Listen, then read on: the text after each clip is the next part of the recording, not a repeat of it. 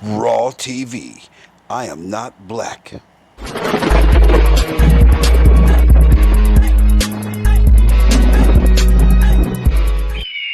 I am not black. So let's speak about how healing, and this is kind of weird when you think about it, right? That actually when you heal yourself and you're getting healthy, it actually ends up dividing the family.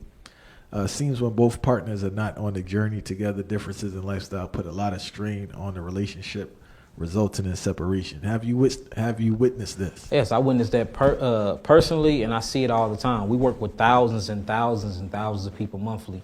It's all about vibration, and it's all about the biofield, the electrical magnetic grid of the earth, and which peak or point of frequencies that you're resonating with.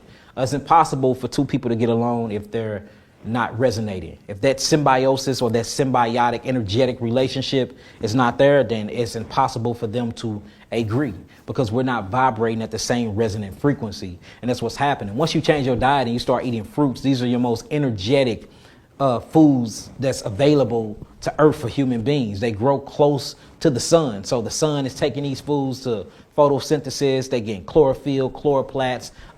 This scientifically proven that fruits operate every 10 units, they give you 12,000 angstroms of energy. Every 10 units that you eat a fruit, it gives you 12,000 angstroms of energy.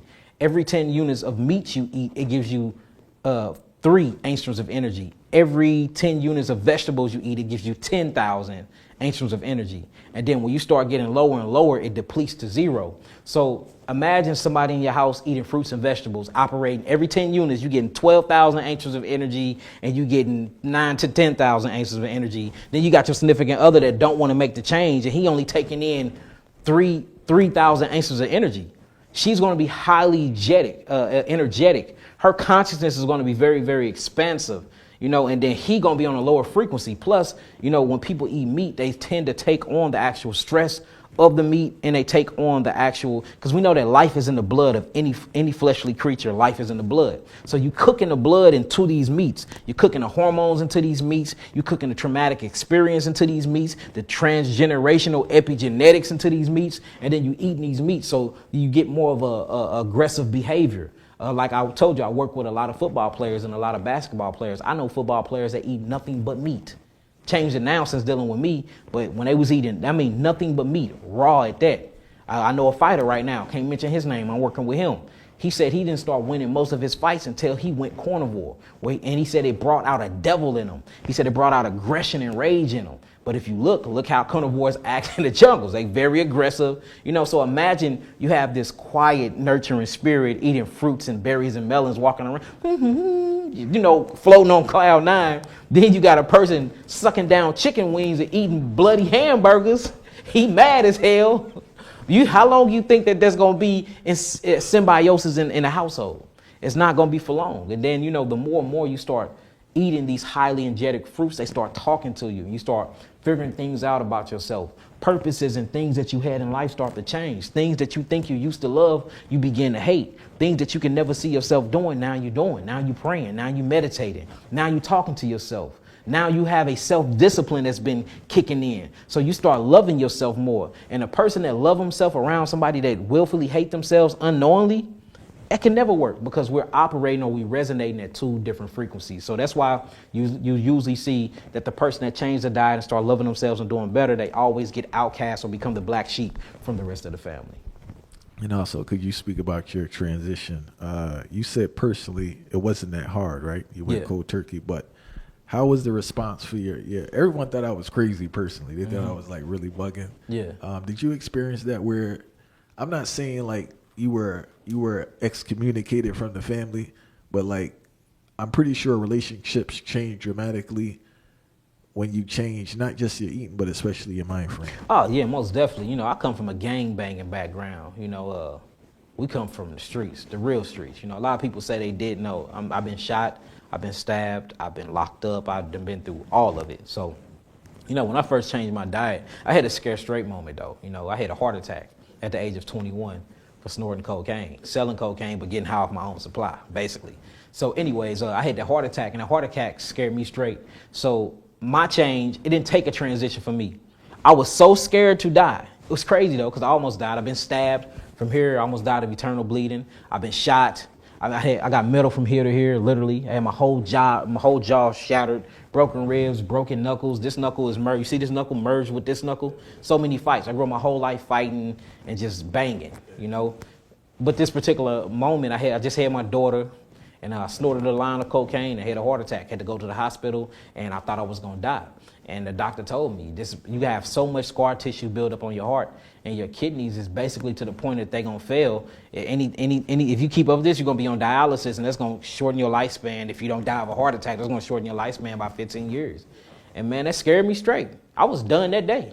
I was done. And it wasn't no 12-step program. I wasn't thinking I gotta go to an AA meeting when I get out of here.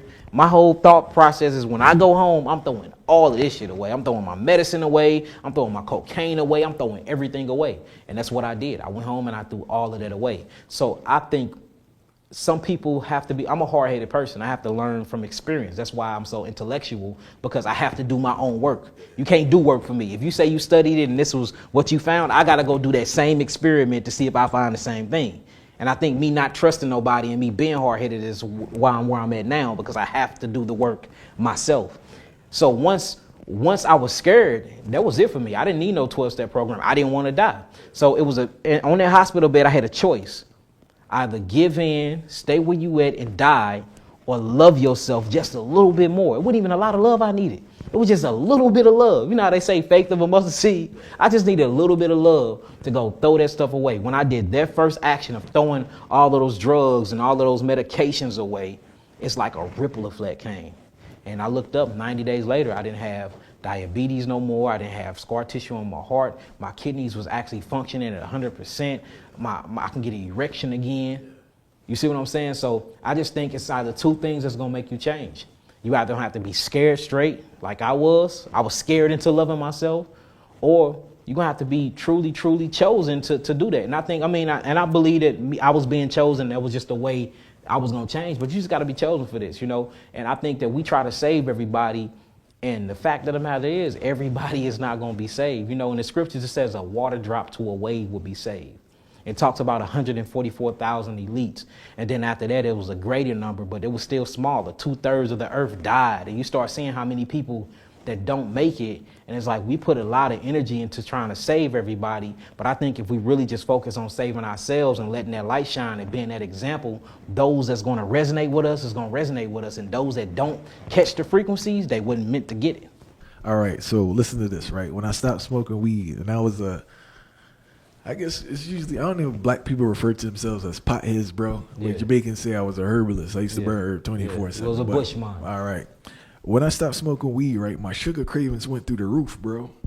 What do you think? What was the cause of that? I just had the wild, like, once I stopped drinking, it wasn't that bad. Mm-hmm. Like, I was probably a functionally alcoholic, believe it or not, bro. Mm-hmm. I used to drink every day, right? Mm-hmm. But when I stopped, it wasn't that bad. Mm-hmm.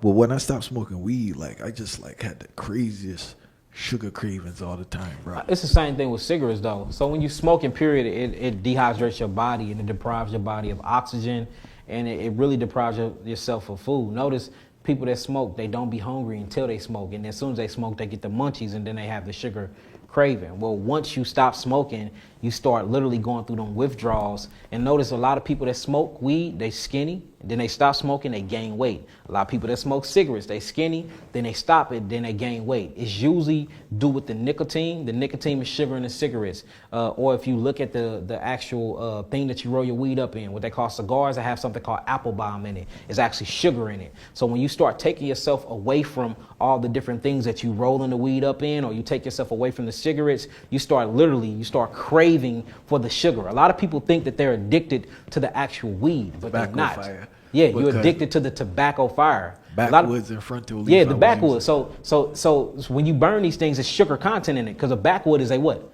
A leaf. This leaf have what in it? Glucose. So you're just addicted to the sugar. So usually when you have withdrawals, we have withdrawals from the sugar. For instance, alcohol. Alcohol is created with fermented what? Sugar. So you having a withdrawal from the fermented sugar. Cigarettes, nicotine. If you look at the chemical composition of nicotine, it's sugar. Then you got apple balm in it. Same thing with the actual backwoods and with these leaves, these vega leaves. It's glucose and fructose. So you constantly burning these things and you turn them into neurotoxins. Again, it connects with the opiate receptors of the brain. It opens up the reward center. So the moment you stop, you get a craving for that sugar. Now you just disassociating that craving for the weed and you thinking it's just any type of sugar, which it is. So a lot of people stop smoking weed and they gain weight, or they stop smoking cigarettes and they gain weight because they get a new addiction, which is just another form of sugar.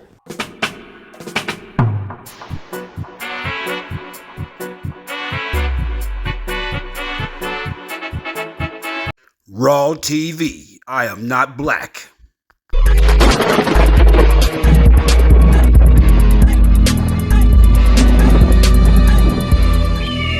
I am not black.